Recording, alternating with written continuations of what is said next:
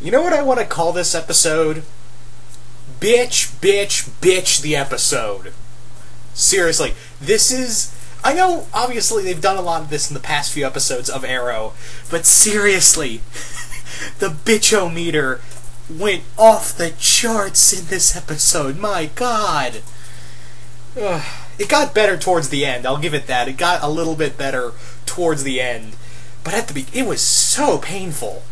So painful to get through this. But there are good things in this episode. Don't get me wrong. I did not completely walk away going to like, God Almighty, I hate this episode. But it got damn near close to it. But anyway, so first things first. The whole thing with we finally get the apparent real reason as to why Oliver survived being stabbed through the chest by Raish. His willpower was so strong he defied death. Fucking really? That's what willpower? And I thought the penicillin tea was a bad explanation. Dear God. But yeah. So we get that, and also the whole thing of, hey, not Batman, called Oliver Queen, I want you to be the next Ra's al Ghul. And it turns out, yes, Ra's al Ghul is a title in this universe. It's not really one person, it's a title given onto one person. Now, yes, they do bring in the Lazarus Pit. They do bring in the Lazarus Pit, but it's a little different from the Lazarus Pit we know, Lazarus Pit in the comics, and I can kind of see that. But on the other hand, I'm like, Ra's al Ghul's just one person. It's not supposed to be a title. I can't really roll with that, really. And also, Matt Nable still not working for me as Ra's. I'm sorry.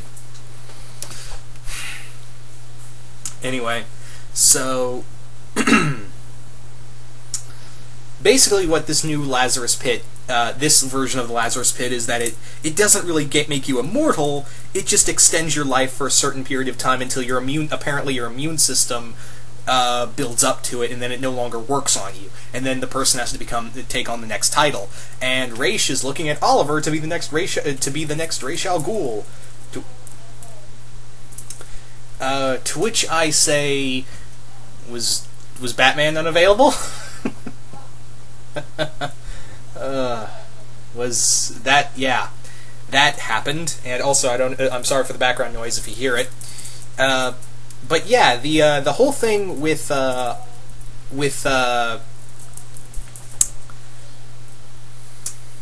was I going to say, with Raish basically letting him and Diggle go, I was like, okay, this is not going to end well, because Ra's al Ghul just not do that, and sure enough, that doesn't happen.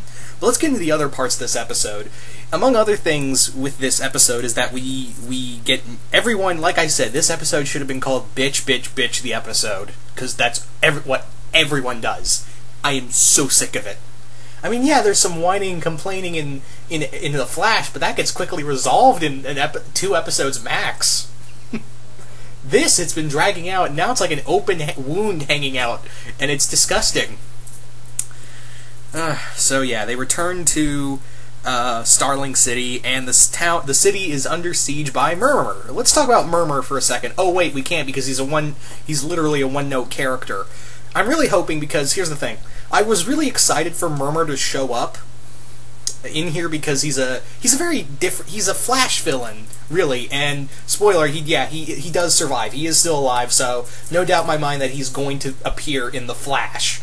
So, but my thing is that they make him like this gangster type character, where in the comics he's this serial killer that Barry had to outthink. I mean, yeah, he was Barry has, the Flash has a multiple number of non-powered villains, some of them his greatest, but really, what made Murmur interesting, and he was more of a Wally West villain, actually. He showed up in the Wally West era. I shouldn't have said Barry, but what made him and Wally's fight seem interesting was that Murmur was this very complex serial killer. He was almost like a Mr. Zaz to Wally's Flash. So he was this very unpredictable killer, and he was just a brilliant mind. and really had to make Wally think overtime. So hopefully they can transition that to Barry, but I don't think that's going to happen, seeing as how they've made him like a crime boss in here. Okay, maybe they'll do something better with him in Flash. That's all I'm going to say. Anywho, let's talk about another thing. Actually, let's talk about something I liked. And there are some good things in this episode I liked. One of them being Detective Lance. I like Detective Lance in here because I kind of side with him on this when he finally says, "I'm done with you. I'm done with the Arrow. Don't come looking for my help anymore." Yeah.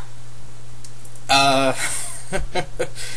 just gonna, I can understand that because he's pissed off that, a guy he trusted, a guy he literally said, I don't, you changed my opinion on vigilantes, so when you lied to me that my own daughter had been dead for months, that was my breaking point, because you destroyed my trust. And he's also justifiably pissed off with Laurel, which I kind of see her reasoning that she still wants to, she wants to she wants to get this out of the way. She wants to make right by her father, which her father's like, "I still love you, you're my daughter, but I can't find myself forgiving you." And again, I kind of agree with that, because he even says it. I've tried so many ways to just forgive and move on with my life, but I can't, because this was my daughter. The daughter I had lost for 5 years. She comes back and she dies. You didn't even give me the privilege to even tell me. And then you went off and took her identity and continued to lie to me. So I'm like, I can absolutely sympathize with Detective Lance in here. And, well, Captain Lance, excuse me. But, yeah, this also, I can't be the only one who thinks this, but, also in here, there's this whole story arc they're doing, because I did see the sizzle reel of him going after the Arrow again, and yeah, by the looks of it, by the looks of next episode, that's what's going to set it off. But what's probably going to happen, well, actually, no, what actually it feels like, excuse me, let me rephrase that.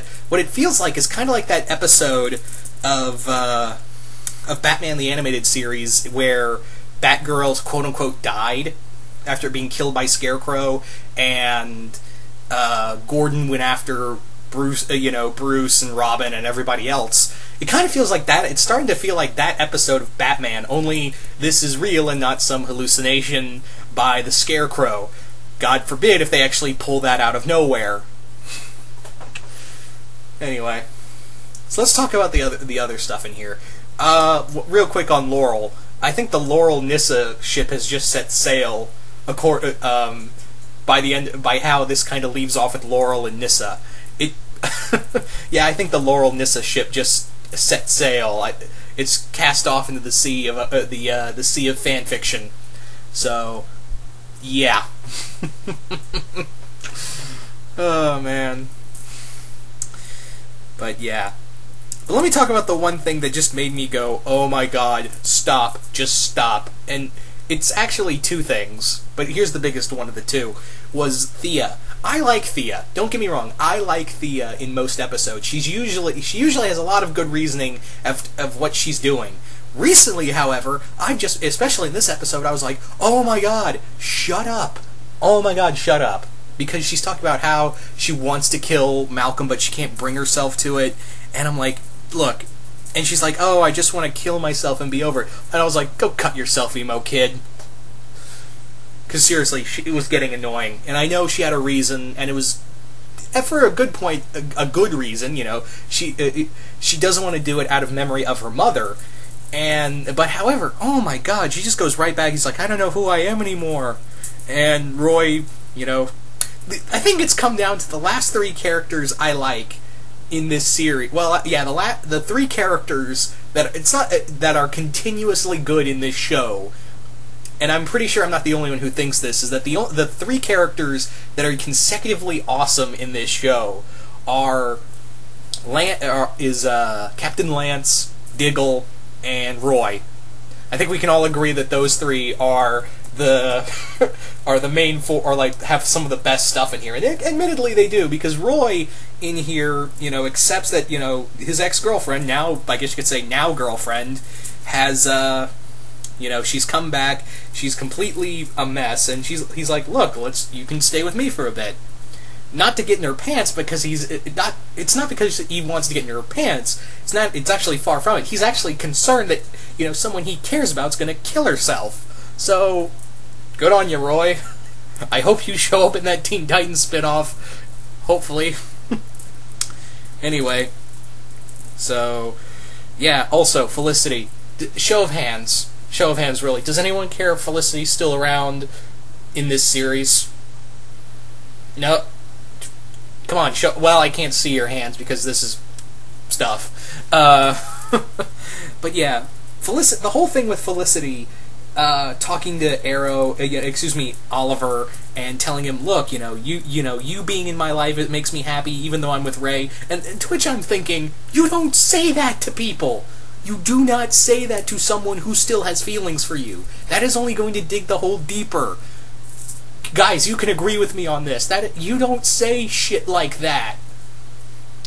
And it's because again, the whole quirky romance with Ray, and Ray is a really cool character, and I'm actually really excited to see him as the Atom in the next episode, because Ray can be a good character. It's when they pair him with Felicity is when, it goes down. Anywho, we also get a huge revelation in the flashbacks, finally, because they were starting to be like, oh, here's another flashback. But no, apparently Shadow is still alive. Did anyone see that? Well, if you didn't watch the sizzle reel, then, you didn't see this coming. But I was like, how did you come back? Is it really you, or are you some life... Oh, wait, that's Marvel. Anyway. So, this did have a lot of goods... This did have some good stuff in here. But... Oh, this was painful to watch. It wasn't like with yesterday's Flash, where I was like, man, there's some points in here that I don't like, but oh my god, everything else is awesome!